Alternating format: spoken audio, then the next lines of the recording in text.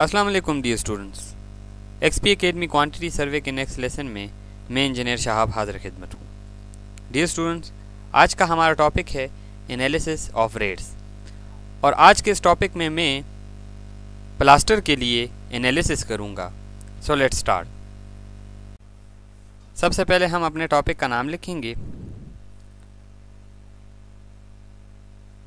Plaster with cement motor, यानी हम जो मसाला यूज़ कर रहे हैं वो सीमेंट मोटर है, यानी सीमेंट और सेंट का है। फॉर एग्जांपल हमारे पास एक वॉल है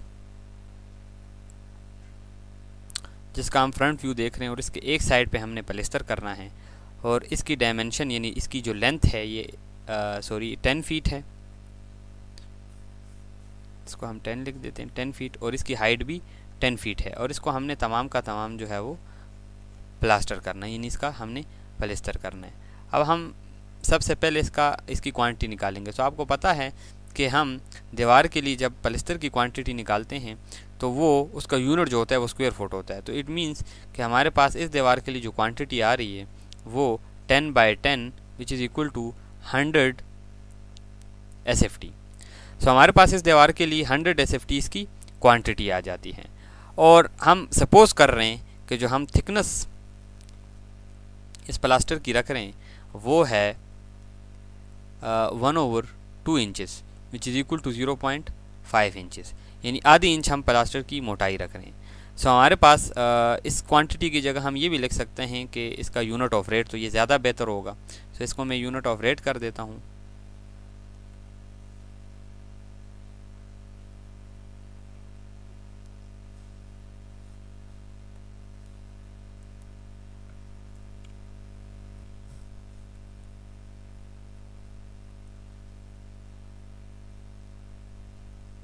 सॉरी, इसको दोबारा लिख लेते हैं।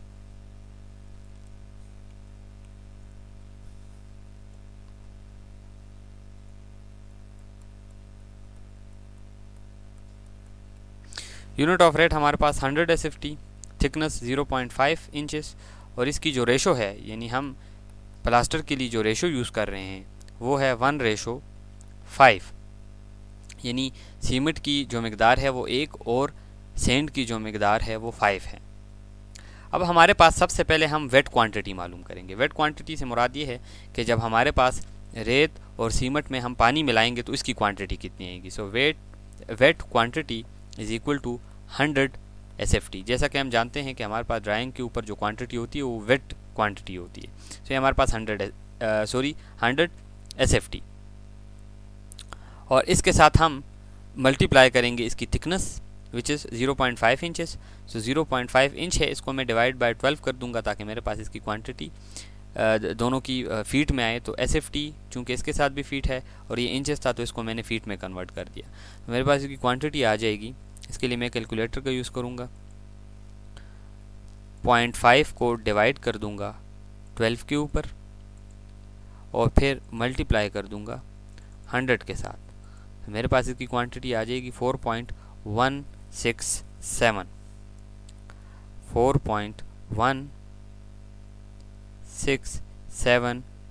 CFT। ये मेरे पास क्वांटिटी आ गई इस मोटर की जो हमने इस दीवार के लिए यूज़ करना है, लेकिन ये वेट है। इससे मैं ड्राई क्वांटिटी मालूम करूँगा, यानी जब तक पानी ना मिलाया हो वो क्वांटिटी। सो ड्राई क्वांटिटी हमारे पास इसकी आएगी 127% ऑफ 4.167, यानी जो वेट क्वांटिटी है उसकी 127% ये हम ज़्यादा रखेंगे। कंक्रीट के लिए इसका कांस्टेंट है 154% और मोटर के लिए 127% है। सो 127% के हिसाब से हमारे पास 127 डिवाइडेड बाय 100 मल्टीप्लाई बाय 4.167 से हमारे पास इससे क्वांटिटी हम मालूम कर लेंगे। 4.167 multiply by 127 divided by 100 which is equal to 5.291। So हम इस क्वांटिटी को लिख सकते हैं 5.291 4.291, यानी ये क्वांटिटी असल में पानी मिलने से पहले 4.16 के बजाय 5.29 थी। जब पानी मिला तो सुकड़ के 4.167 CFT रहेगी। सो हमारे पास ड्राई क्वांटिटी भी आ गई है। इसके बाद हमने जो नेक्स्ट स्टेप करना है वो है सम ऑफ रेशो, यानी हम जो रेशो इसके लिए इस्तेमाल कर रहे हैं उसका सम मालूम करेंगे। तो sum of ratio is equal to हो जाएगा 1 + 5 which is equal to 6। Sum of ratio मालूम करने के बाद अब हमारे पास मोटर में दो किस्म के अज्जा हैं, एक सीमेंट और एक सेंट। तो सबसे पहले सीमेंट मालूम करेंगे हम।